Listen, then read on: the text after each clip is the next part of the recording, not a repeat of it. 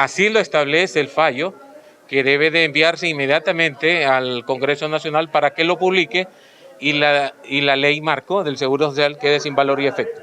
Eso lo manda la ley, que por costumbre al día de hoy han habido más leyes declaradas inconstitucionales y por X o Y razón no se está llevando a cabo como dice la ley.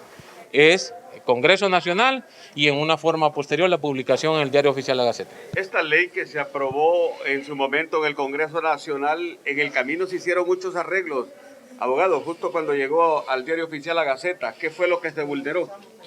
Es que lo que se vulneró en ese camino del Congreso al Diario Oficial La Gaceta fue la fe de rata.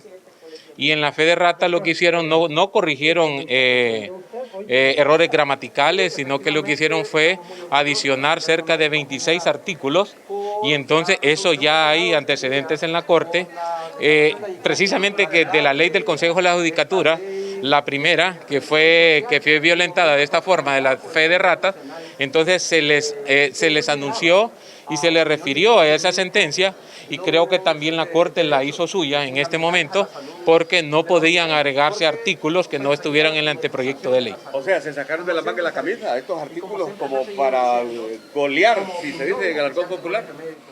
Bueno, eso lo dice usted. Yo lo único que sé es que al ver el anteproyecto de ley y la fe de ratas, eso no había sido discutido en el Congreso Nacional. Considerar a nuestras opiniones en relación a la inconstitucionalidad de la ley y hoy pues nos han dado la razón. Este ha sido un triunfo para el gremio médico porque nosotros antes de que se promulgara la ley, nosotros vimos la inconstitucionalidad de la ley y pudimos exponerla, argumentarla y gracias a Dios ganar entonces en la Corte Suprema. Que lo sepan los ciudadanos, que lo sepa el gremio médico. Claro, efectivamente nosotros lógicamente lo hicimos porque en aquel momento habíamos decidido emprender una lucha para que garantizar la salud gratuita para todos los hondureños y como ha sido también la política del Colegio Médico en todos estos años, también en ese sentido entonces hicimos las acciones necesarias para poder asegurarnos que la privatización de la salud no era lo adecuado en nuestro país. ¿Qué derecho le era vulnerado a los médicos? Mire, cuando se privatiza un servicio, no importa el servicio que sea, entonces siempre ocurre el fenómeno de que una parte del servicio tiene que ser pagada por las personas.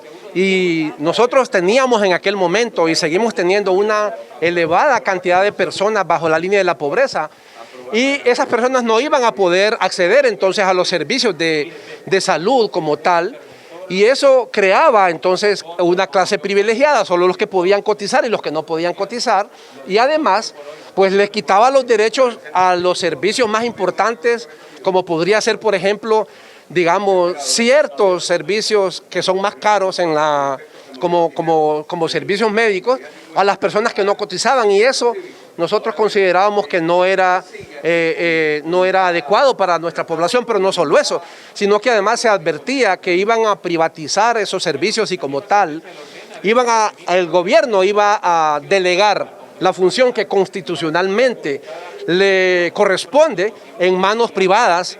Y en ese sentido entonces quien iba a ganar iban a ser los consorcios privados y no exactamente iba a haber garantía de salud.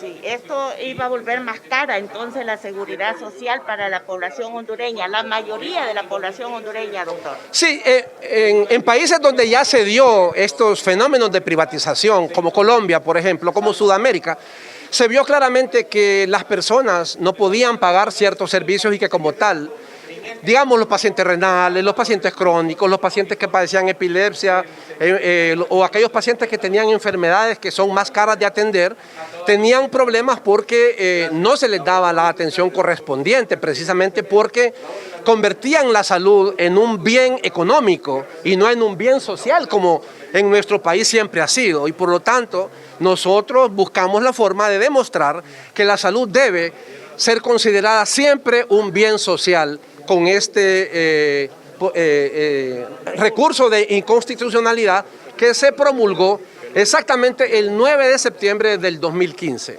Después de esta inconstitucionalidad, ¿es necesario construir una ley? Yo lo que creo es que ya tenemos la ley correspondiente, la misma Ley General de Salud ya existe. Y en nuestro país muchas veces lo que necesitamos simplemente es aplicar las leyes que tenemos. Y si hay que modificarlas, creo que el Congreso Nacional va a poder, de alguna forma o de otra, también hacer los correctivos necesarios, hacer las modificaciones necesarias en base al espíritu. Porque el espíritu que se combatió siempre fue el espíritu de la privatización de la salud.